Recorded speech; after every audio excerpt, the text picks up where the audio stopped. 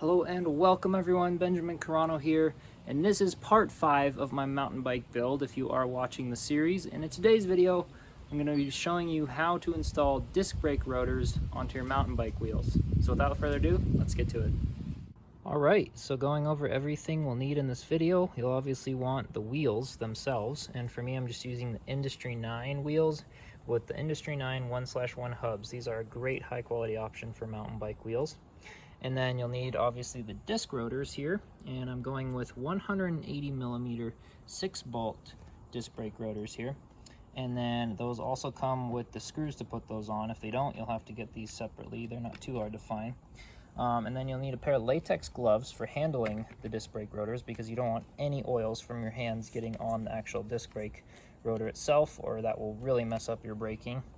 You're going to want some blue Loctite to hold the screws into the hubs of the wheel. There's a little bit of blue Loctite already kind of on some of the screws here. That's already they're already pre-done, but just in case we're going to use a little bit of this stuff. You don't want the red Loctite, or that's going to be a pain to try and replace these when they have to be replaced. You're also going to need either an Allen wrench or a little Torx head screwdriver here to put the screws in. A lot of the newer ones are being used with this Torx head, and that's basically like a little star bit here, but the older ones are very commonly used with a 6 hexagon Allen key. So yeah, just have the tools that you need based on your disc brakes. And without further ado, let me put the latex gloves on, and then we'll install these things on the wheels. Alright, so I'm going to start out here with the front wheel. And in terms of the rotors, it doesn't matter which one you use. They're both the same. They're not going to be like a little front or a rear. Maybe some rotors are like that, but in most cases, they're not.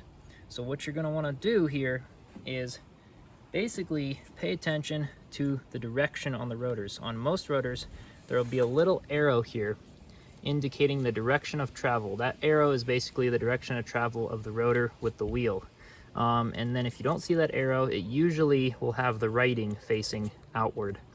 So in this case, like, it has the little 180 millimeter, the little logo, all of that good stuff, but mostly they'll have a little arrow here. But if you're unsure, just have the writing facing outward, and that's most commonly how it's done.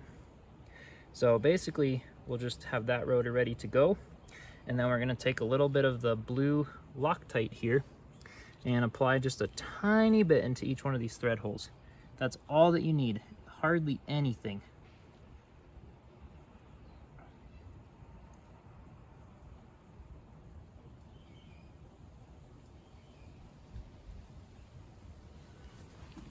So really not a ton. And then you're going to want to take the little bag of screws. I'm going to open that up, see if I can actually handle them with my gloves on. Perfect. And then we're going to take the rotor, line it up with all the holes, and then begin hand threading these little screws in. You don't want to put them initially in with the wrench, just so that we don't cross thread anything, because these hubs can be very expensive and we don't want to ruin the hub. So I'm just going to do that with all 6 of them, and then we'll get them torqued down with the torque bit.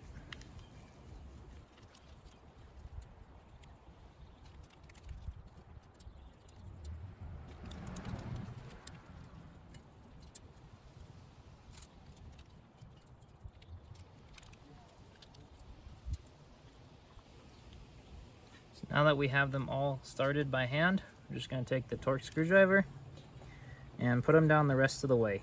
Not tightening anything yet, but just getting them all the way down, screwed in the rest of the way into the hub.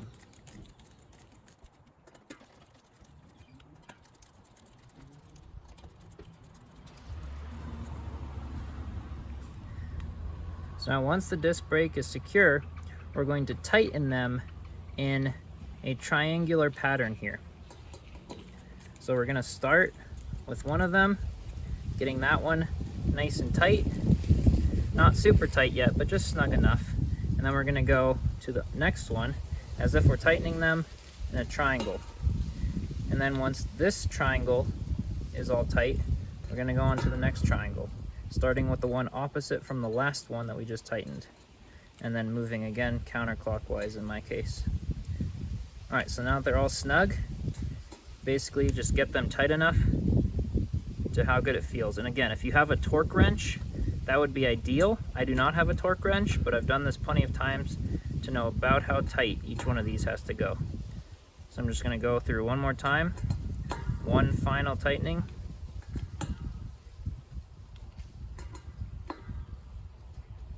And that's all there is to it. So that is one disc brake completely installed. Let's do the same thing for the rear wheel, and that'll be it for the video. One more thing I'll mention now as I'm tightening down the rear disc brake is that you never want to mix up the thread locker with lubricant, all right? Or anything at all. You really want to use this thread locker. Grease and lubricant will come in little bottles like this, so make sure if you have a little bit of both that you don't get them mixed up, because lubricant and grease will especially make these things fall out almost instantly. And then if you don't use any at all, they'll still vibrate out. The very first bike I used, as I was saying, I didn't use any, and yeah, it didn't end well. I mean, it ended okay, but my brake came loose and just started screaming, and then one of the threads on the screws just broke in half and stuff, and it just wasn't so good. Thankfully, I was able to save the hub, and nothing was damaged, so that was good. I just had to replace the disc brake rotor here, but just make sure that you don't accidentally mix any of that up, and do make sure that you use it. Even if it comes already pre-Loctite on the screws, still just use a little bit, just as an extra precaution. But as you can see here, I'm not able to get these all the way in by hand because there is quite a bit of pre-Loctite on these actual screws. So the whoever manufacturer put the Loctite on these screws already did a very good job of putting it on very evenly, making these have good resistance when I'm screwing them in. So that's another thing. You just want to check for that. And don't worry if they don't have resistance right away. Loctite takes a bit to cure. So like if you put this in and you don't have any Loctite already on the disc brake screws, it'll feel like they're just going in really easily. But then by the time, you know, give it like a day or so before actually like riding it really hard, even just a couple hours would probably do it. And then the Loctite will have had a chance to actually cure. And at that point, when you try and take the screws out, you'll definitely feel the resistance. So it's doing its job for sure.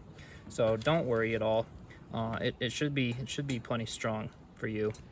But yeah, the red Loctite is the high strength Loctite, and we don't want that one because it'll make these things nearly impossible to come back out. All right, so that's it.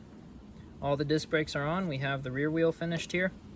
And that concludes this video. Hopefully this did help you out. Again, the biggest things to pay attention to: use the right Loctite, the right tools, make sure you're not cross-threading anything, make sure the direction of the rotor is facing the right direction. That is super important. And if you don't know, make sure the lettering is all facing outward toward the top where it's basically visible. But with that said, hopefully this did help out and you enjoyed the video. If you did, like, comment, subscribe, all that great stuff. Any further questions, I'm also happy to answer those in the comments below. So yeah. Cheers. I'll see you in the next one.